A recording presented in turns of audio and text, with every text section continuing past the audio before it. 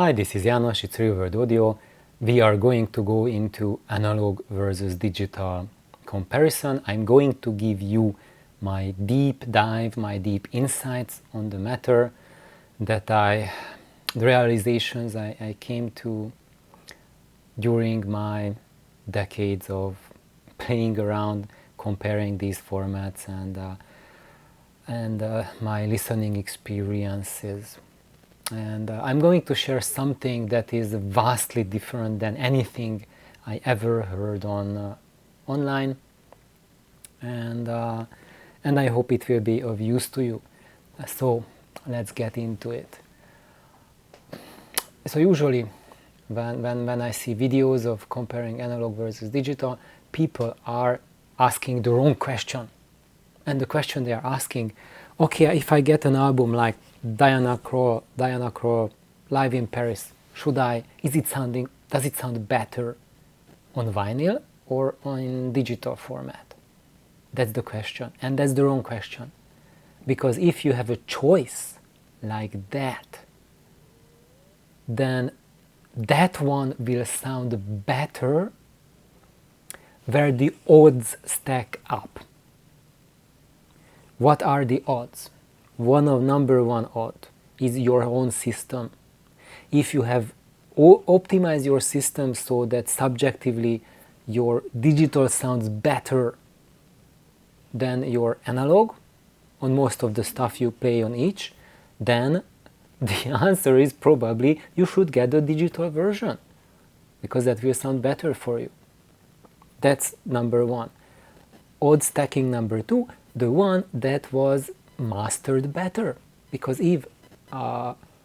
when you take the same recording, when they issue a digital version and an analog version, they often master it differently. There's different amount of compression on each, and maybe even more modifications. So depending on what the mastering engineer did to it, the one where he did better job will sound better in an audiophile way. That's two of the odds. Third of the odd is where there's a massive preference, and that will come up when you have a very high level equipment, is it will sound better when you play it in the domain it was recorded. So if it was recorded on tape, then the vinyl has better potential to sound better, the vinyl version, and the digitized version is not going to sound as good, provided you have a system where your analog and your digital play at the same level. And if it was recorded in a digital domain, if you make a vinyl pressing out of it, there's probably not much to gain, although that's debatable. You might gain still with that conversion for reasons I'm not going to expand now, because that would take a separate video or series of videos. So these are the big pile of odds that go for going digital or analog of something that's available on both formats. However, as I said, I think in my view this is the wrong question, because the main difference between these systems, between the reproduction methods, the recording methods, does not come up when comparing the same issue of the same recording, but the big difference comes up when you look at different eras. So I would say that anything that is recorded today was recorded with the mindset to making it best sounding on digital. And if you transfer it to analog and you buy the analog copy, then you need a ridiculously sophisticated analog system to better the digital version. But for some people it might be even like a cheap vinyl system might better any digital version, but it's highly personal, But today, as the majority of people are already grown up on listening to digital, this is the default, and that's what will feel more familiar to you. And there's a lot of sense of familiarity when we are looking for the comparison between these media, what is more suitable to you. And here, let's just go back. I have 3 examples. So I have Madonna's Ray of Light, which is, well, it's a year 2000 recording, but it has a relatively modern sound compared to these other 2, and it is something that sounds really amazing in digital version. I do not have the, maybe do I have? No, I don't have the LP version. It's just the digital, and it's really fantastic. It sounds superb. And I have here 2 records as comparison. One of them is a Schubert Death and the Maiden recording by the Juilliard Quartet, and it is something that I think has a vast advantage when you play it in the analog format. When you play digitized versions, you play it, even if you have a top digital system, it does not give you the same experience as the analog version. But if you have like a ridiculously good digital system and the digitization was really superb, then you can still say that, maybe like 6 people out of 10 might prefer the digital version compared to the analog. And now when we go to something that was recorded way back, so here if you look at that, the recording here is between 1926 and 39, so this is pre-World War II singing, recorded and then transferred later on to 33 RPM. and this one absolutely mandates that you play it in analog format, because when you go digital, it just disappears to nothingness. And the difference between these 3 is not in a way, don't think about it. We always want to think about it like in a quality, like you get a measuring tape and measure like 6 inches, 7 inches, 4 inches, what?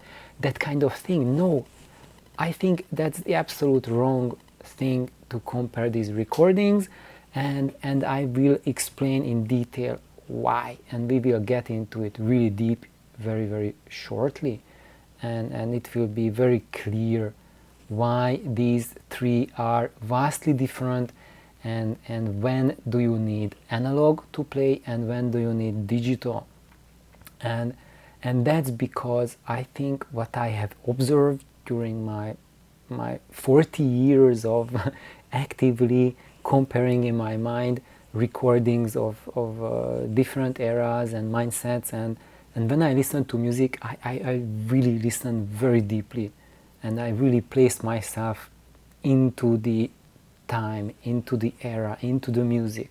So it's kind of like becoming one with music. That's how I listen to it. And the way they communicate and translate music, how mankind approached absorbing music, what they wanted to do with music, was really different in each era. And I think now today's approach, what we want to hear from the sound, how we want to hear it, is totally incompatible with what people were listening to a couple generations ago. And I put these 3 recordings because they present 3 different eras. Madonna's Ray of Light is like modern era, and what I noticed is that modern era recordings focus on the intellect. They talk to your intellect and your desires. So if you look at the recording industry's output, 99% is either intellect or desires, using your desires to sell the recordings, and using your intellect to keep you hooked at an intellectual level. And that's what audiophile recordings are: intellectual music fueled by desire to have the best or something like that.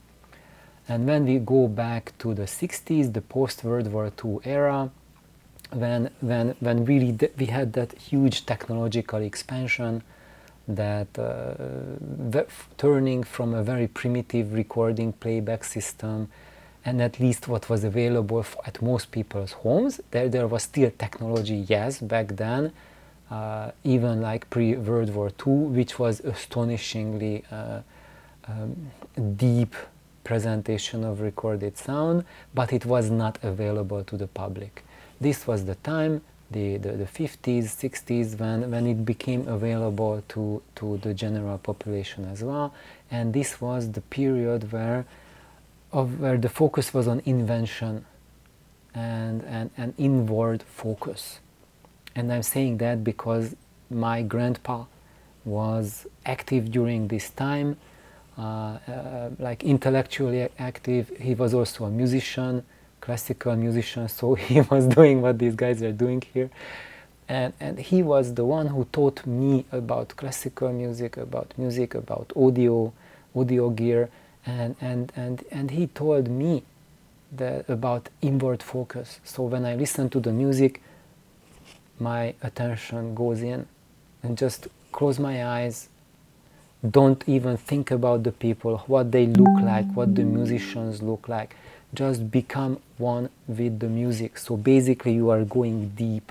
It's kind of like going into a meditative state, and that's how you experience music, and it fuels your brain, fuels your creativity, and you can produce inventions. And by the way, this grandfather of mine, he was an amazing musician, and he was a crazy brilliant inventor.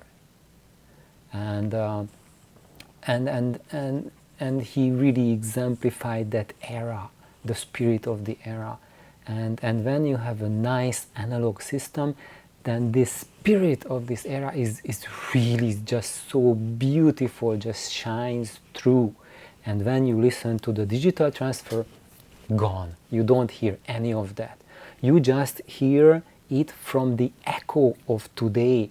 Like, how does the sound quality compare? Oh, frequency is not as extended as today, but mid-range is so much better because of the miking they used. It's just the acoustic space is like 1,000,000 times better than what we have with current modern recordings, because nowadays we just mic everything with a dozen mics or more or something, and the engineer just creates an artificial space where the musicians play, but it has nothing to do with reality. Everything is EQ'd, balanced out, and copy pasted together.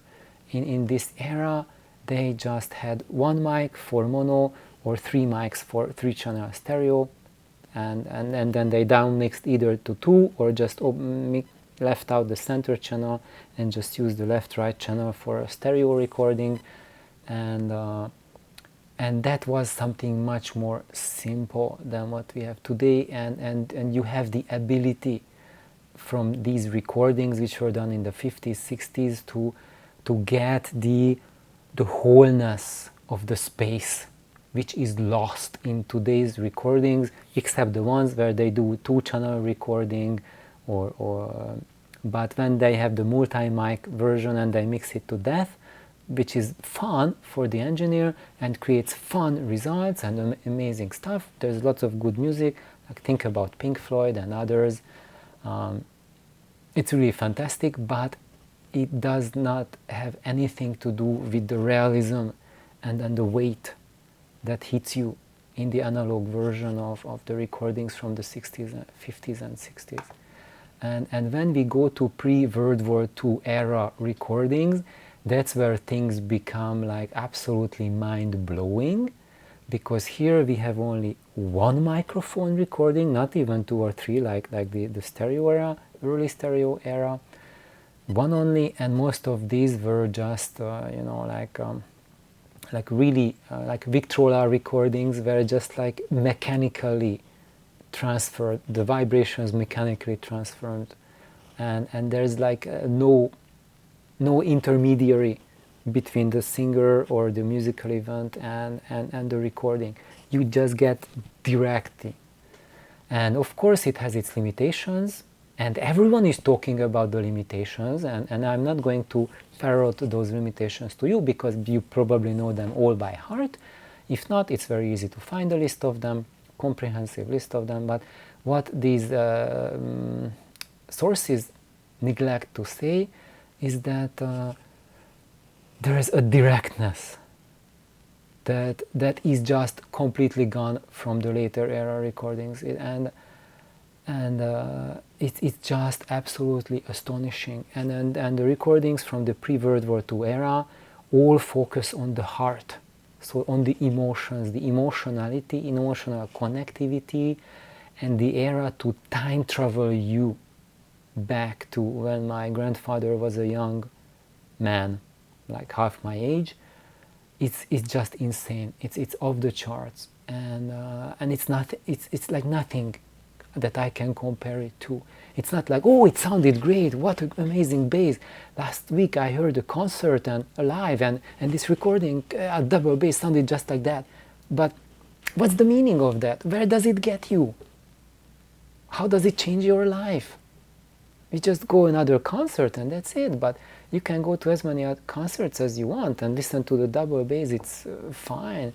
You can have it in your home too. What does it add? That didn't add anything to your life that wasn't there before.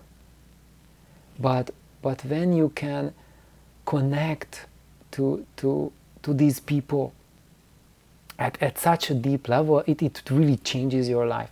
It really adds you an experience that you can't hear anymore. And it's not because they are not live singers anymore. Yes, they are live singers. But when you're listening to music, you don't listen to music just so you can have something from a can. It's not like you open a can and there's, worms coming out or whatever, that it's candy inside. Every human person has a different heart, different story. And today, we do not have anyone alive who was singing in the 20s or 30s. And even if we get today a person who sings the same song as the ones recorded on that recordings, it will sound extremely different, will have extremely different message. So those people who are recorded on there, they all survived the First World War and went through just immense misery and suffering, and saw their world torn apart and destroyed, and they had to survive and build together. And that was the first big war that mankind went through. And you can get from these people a connection, how they sing, what are the emotions they have. They are, even though they are after the first cataclysm, but they are still before the second one.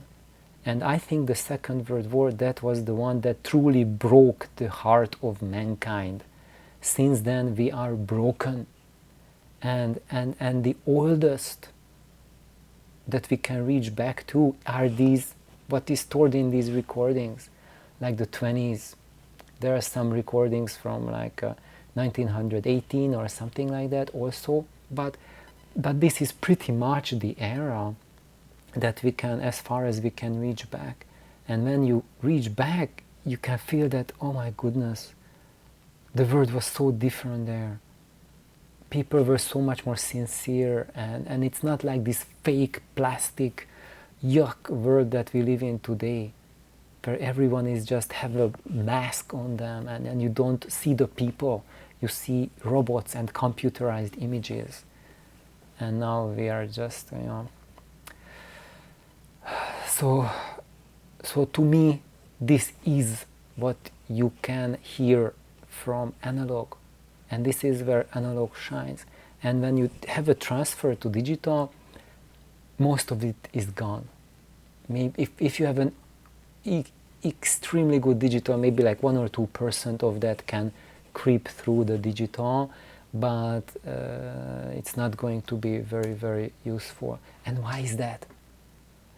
That is because when we listen to music, how we can connect to the music depends on the state of mind. So going back here, these are three very different kinds of music. And I bet you that if you listen to them on the same setting, in a system that has like extremely high level digital and analog, the ray of light, probably that will win of the three, and most people will like it the most. And why is that? Is it because it is the best recording? No, that's because it's recorded with the mindset that we have today. So when the digital gear and the recording process is optimized so that it will be perceived at its fullest, at its best, when you have beta or gamma brain waves, when your brain is either normal activity or it's heightened activity. So the beta is like the normal waking state. That here you can see the beta waves. That's an EEG of a brain, of a waking brain. And when you listen, like this is like when you how is that, like critical listening. So when you do critical listening, you are in a gamma wave. This is how your brain measures in that case. So basically in the beta wave you have beta state, waking state, you have 12 to 35 hertz brain waves.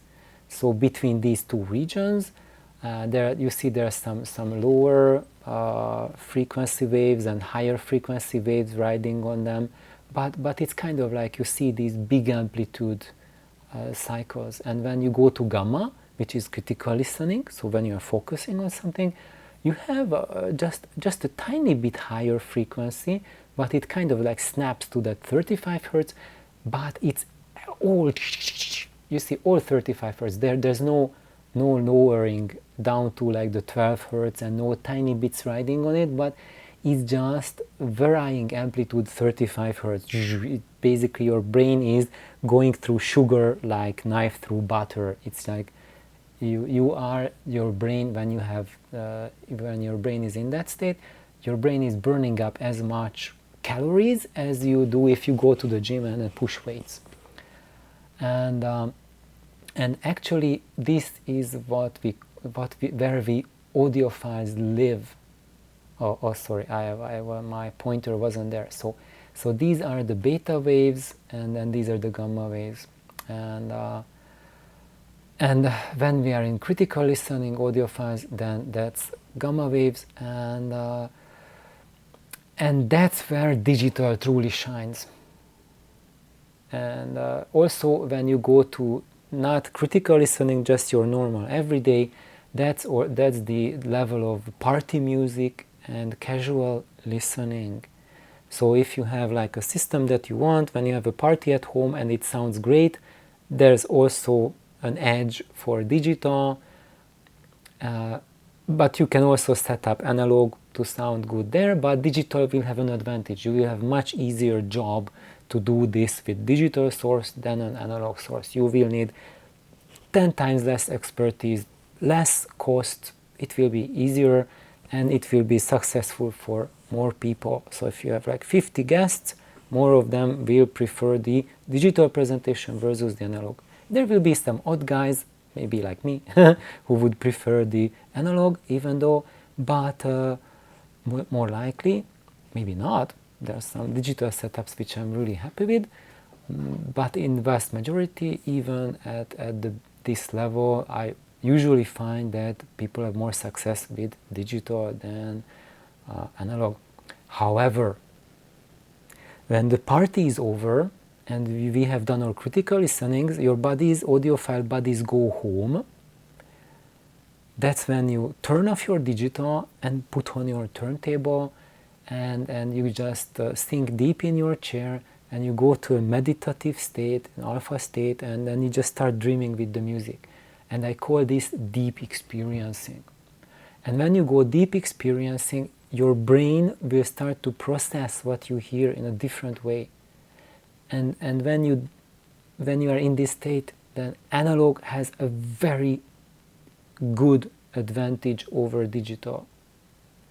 And then you will find it easier because it is synergistic. So analog will help you to go into the alpha state. And when you have a digital system, it will push you into gamma brain waves. So it will push you to a critical listening area. And that's why if you want critical listening, things to sound best at critical listening, go with digital. It will be much easier for you and much simpler, much less knowledge required, much less money expended, time expended, get there fast, relatively fast. But if your goal is to have deep immersion, deep experiencing, then analog will get you there 10 times faster than digital. It's really hard to find any digital gear that can that can lower your brain waves and bring you to that alpha state, because the technology by nature it increases your brainwave activity. And to go even deeper to theta waves, this is like deep meditation. I found that I've experienced this only from digital source, analog source, never from digital. Alpha, I have experienced it from digital as well. Let's just go to the next slide. So just as an overview, this is my experience that the high-end gear that we are striving for, that's typically at showrooms, etc., these are the gear that pushes your brain activity to kick to maximum gear, consume the most sugar, and stay most focused. And you are focusing on the minute details. And the side effect of this is that it will wear you down because your brain tires out. It's like a massive workout for your brain to stay in that high activity area. And that's why if you have a system that's optimized for just like a race car driving experience, you cannot maintain it for a long time because your brain fatigues and you are toast. You can't listen to it longer, because if you do, you will wear yourself out, and next day you will feel like rubbish, you will have fatigue in your ears, and you will need to recover from that experience. And if you don't put in the time to recover, and you again hit yourself with this experience, it will result in hearing loss, hearing damage, hearing loss. The beta wave optimized gear is the consumer electronics, what you can just get in the stores, and that includes Bose as well. So like average everyday activities, that sounds good, it doesn't bother you too much, but it's fun. That's consumer stuff. And what I optimize my gear is for alpha and theta listening. So I have optimized my digital not to push towards the critical listening zone, but to get to the meditative zone.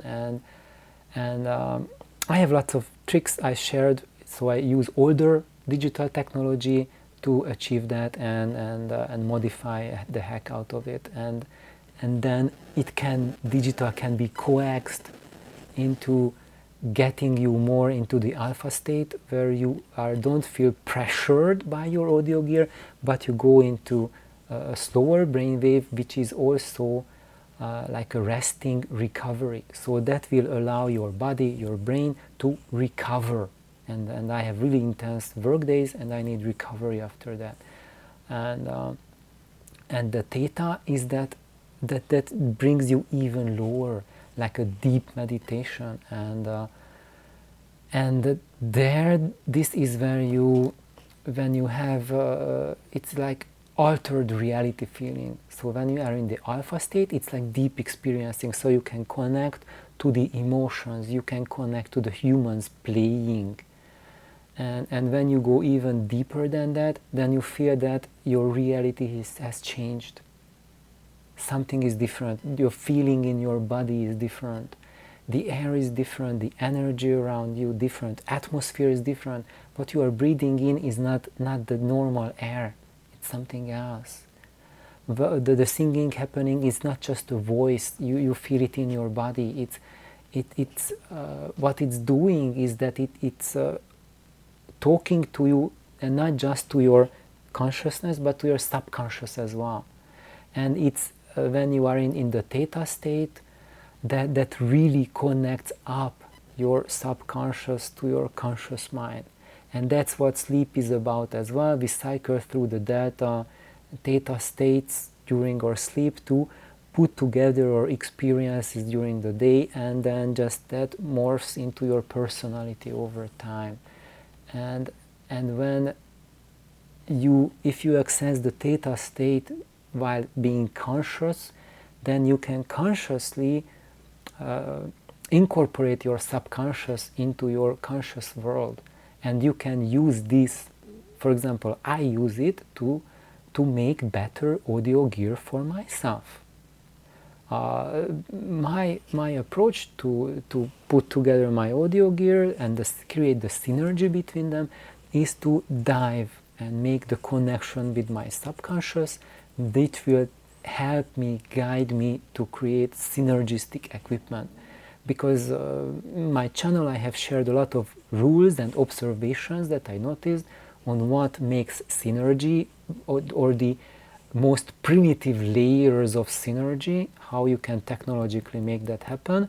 But if you want to go deeper than that, it's such a complex issue, and we know so little of it that we really need to engage the almost limitless power of your subconscious mind, which not only stores the information you read, but it also stores all the imprints of your listening impressions, listening sessions, how you felt during them, and it can put together the cues and guide you on how to elevate them and bring them out more into your life. So basically this is what I've noticed, and this is the big line of division between digital and analog. Is mostly digital is for critical listening and partying, casual listening, and analog is for deep experiencing and altered reality.